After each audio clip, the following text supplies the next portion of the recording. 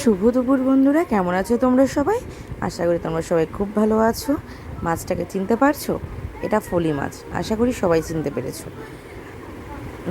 আজ রান্না করব ফলি মাছ দিয়ে ফলি মাছের ঝাল, সর্ষে বাটা দিয়ে ঝাল। সবসময় আলু বেগুন দিয়ে খাওয়া হয়, তাই এই একঘেয়েমি আলু বেগুন দিয়ে খাওয়ার থেকে মুখের স্বাদটাকে একটু চেঞ্জ করার জন্য আজ একটু সর্ষে বাটা দিয়ে ফলি মাছের ঝাল করব। তো তোমরা দেখতে থাকো আর পাশে থাকো। ফলি মাছটাকে আমি খুব সুন্দর করে কেটে ধুয়ে নিয়েছি। এখন এটাতে আমি হলুদ লবণ মাখিয়ে নিলাম। আর এই অপর দিকে আমি কড়াইয়ে তেল দিয়ে দিলাম, এখন একটু গরম হতে দেবো। আর এটাতে অল্প একটু লবণও দিয়ে দিলাম যাতে কড়াইয়ে না লেগে যায়। মাছগুলোকে এখন এপিট ওপিট করে হালকা ভেজে নেব।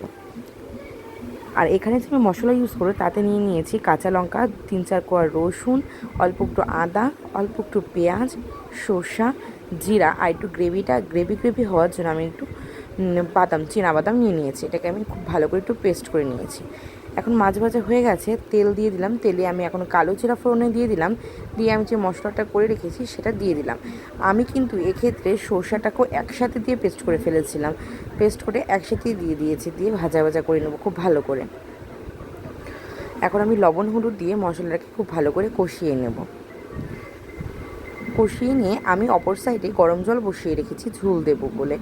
তো সেক্ষেত্রে আমি ভালো করে মশলাটাকে কষিয়ে নিয়ে কয়েকটা কাঁচা লঙ্কা দিয়ে দেবো। কাঁচা লঙ্কা দিয়ে দিলে গন্ধটা খুব সুন্দর আসে। যেহেতু এটা সর্ষে বাটা দিয়ে ঝাল করব, একটু কাঁচা লঙ্কা দিলে বেশ টেস্ট লাগবে। তো আমার মশলাটা কষানো হয়ে গেছে, আমি এখন এখানে গরম জল দিয়ে দিয়েছি। আর এখন আমি যে কাঁচা লঙ্কাটা দেবো সে কয়েকটা কাঁচা লঙ্কা দিয়ে দেবো, দিয়ে ভালো করে ঝোলটাকে ফুটতে দেবো।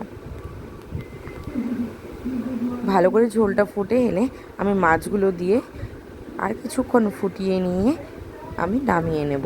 তাহলেই রেডি হয়ে যাবে আমার ফলি মাছের ঝাল। রেসিপিটি যদি ভালো লেগে থাকে তাহলে অবশ্যই বাড়িতে সবাই রান্না করে খাবে আর আমার পাশে থাকবে।